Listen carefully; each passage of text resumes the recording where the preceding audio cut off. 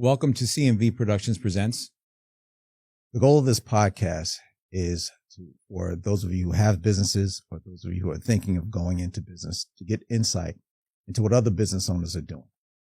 So hopefully you'll learn from the process. You can apply what we've gone over to your business, and hopefully that will help you in growing your business, which will help us all. And we hope that you enjoy it. We hope that you subscribe, and we look forward to learning together.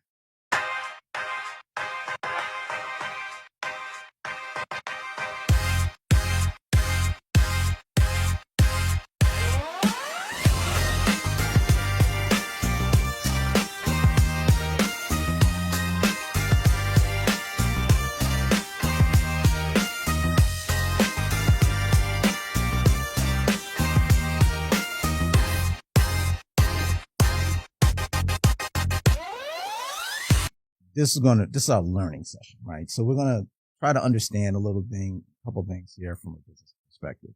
Today, we're going to talk about what I think is really important for any business owner is when you're starting your business, what does the end look like? And a lot of business owners don't understand that.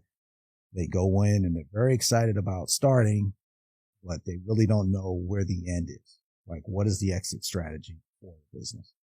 So, just to open it up, what do you think? Like, what are your thoughts on that? What do you see? I think it's hard only because when you're starting a new business, number one, you're trying to figure out what is it that I don't know? Right. What am I going to need? Do I need to hire people? Right. How am I going to keep track of accounting, my sales? How am I going to market? I think when you start talking about the end or the exit strategy in mind, it's extremely difficult because that's probably like not even on my top 10. Right. It's like not even on my top 10. Yeah.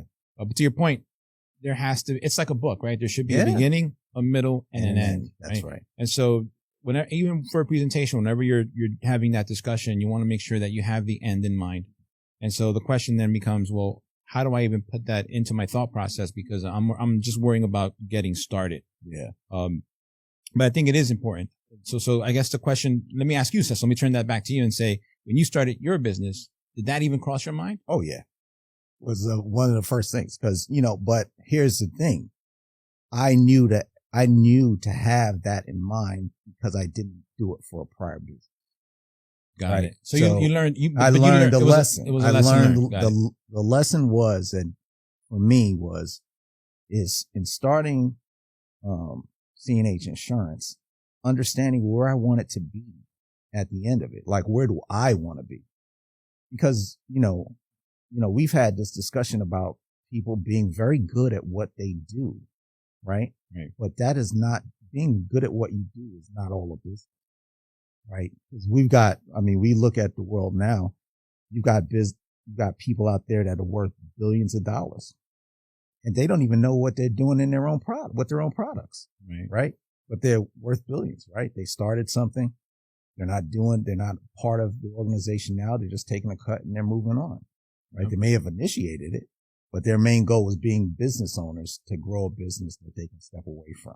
Yeah. And I think it's important because you just said it, scaling. In order for you to scale, you need to have an end in mind, even if it's just saying, hey, I don't have an end for the ultimate business, but I have an end for this specific piece or phase of the business. Right.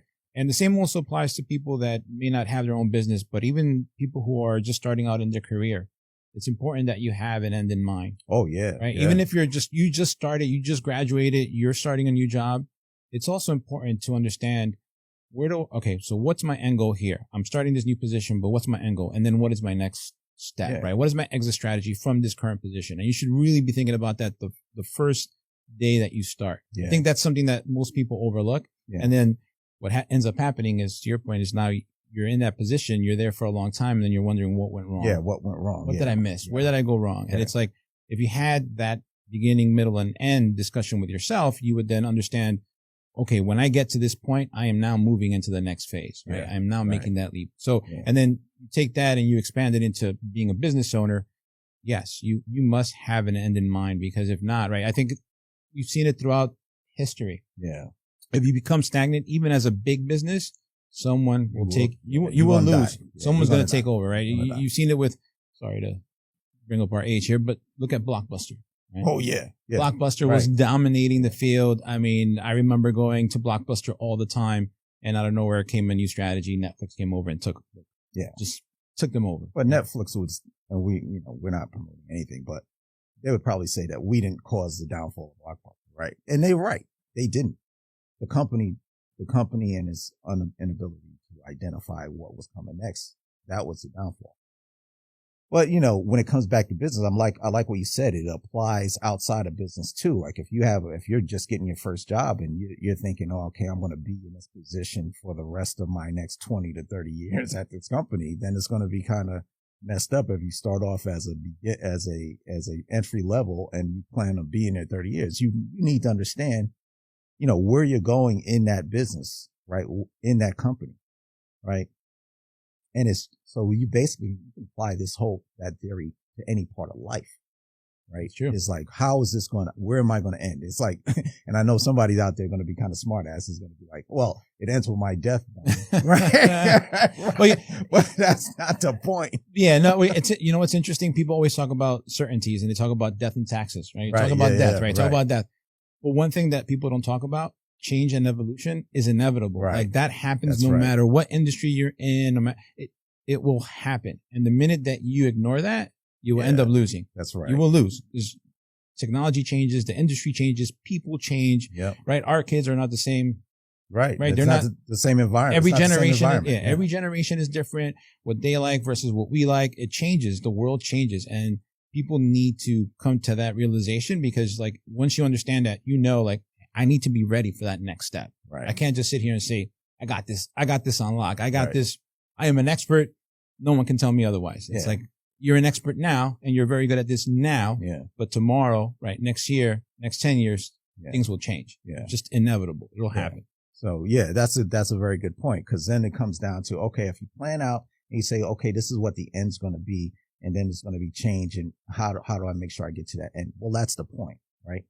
The end helps you prepare for the change, right? So you're starting a business and you say, all right, I'm starting this company and the way that I want it to end is that I'm going to have a president or CEO of this company that's going to run it. I'm going to put a board in place that maybe this person, that person, the next person.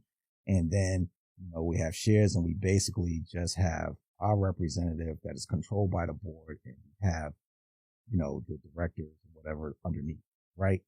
Now, that's a fine strategy. Now, things may change from getting you to that point. So it may be like, instead of like a straight line, there may be some curves and downfall, pitfalls and upticks in that whole process, but where the end result is going to be. Right. If you don't know where the end result's going to be, you're never going to get there. You're just going to be consistently going here, there, and the next place. Yeah. And it's important for a business owner if they're doing whatever they're doing, but if they're definitely getting into something that they see as long lasting, but they have to understand how it's going to end. So without giving too much away, what is your exit strategy? It's kind of what I just mentioned, and I'll give it away. I'm open to telling people exactly what it is. The whole point is I looked at getting in a business as, first off, when I started my agency, my focus was in any business I did is that I have to find a way to help people. Right. And it's not just because, I'm such a nice guy. It's like, truthfully, I do not sleep well if I cannot say that I'm doing something that can be helpful. I mean, like we worked at a company together years ago and I would wake up sometimes at night and be like, I got to get up and go to work the next morning and be like, I hate this freaking job. Right. And you don't want that. Why? It's because it added no value to anyone. Right. Even from a supervisor, people that were in charge and running things and you're supervising other people. But at the end of the day, it's technology and it may allow people to get rich, but it truly isn't helping anyone. Right. It's helping a multi-billion-dollar organization, but the fact that I'm actually doing something now from the insurance standpoint that, people may not see it as hope, but really from an insurance broker standpoint, I've saved people a lot, of money moving forward. I mean, you can't always save people everything, but reducing risk on their part, helping them get their business where it needs to be, but also protecting it. And if we can find a cost savings for them, then that may help them go on a little bit longer, right? But it is helping. So my exit strategy, my beginning phase was, what am I going to do that can help people, right? Then the end strategy for me is, by the time of this, build an organization where the people that are running it or that are part of it, my service staff, my president, my office staff, my producers, all have the same mindset. Our goal is to help. It is to help. Now build that structure, have our board, have our president, and focus on that mindset. That is our focus, and that is our growth. That's how we grow. We grow by bringing in companies that we can help, whether they be big or small, or provide them with the service that they need that's going to be helpful to move them forward. Interesting. Now, with that messaging, with that mission, how do you avoid kind of the, I'll say, contradiction when it comes to, in order for you to stay afloat, you have to obviously make a profit. You have to make money. Oh yeah. There's nothing wrong with making money. It's like, it's not mutual, it's not exclusive. You're evil, right, Cecil. Right. Right. Like, that's they had that old movie, Greed is Good. No, greed sucks. You don't need to be greedy, but you do need to make money. If you're in business, you need to make money. And people associate making money with being bad.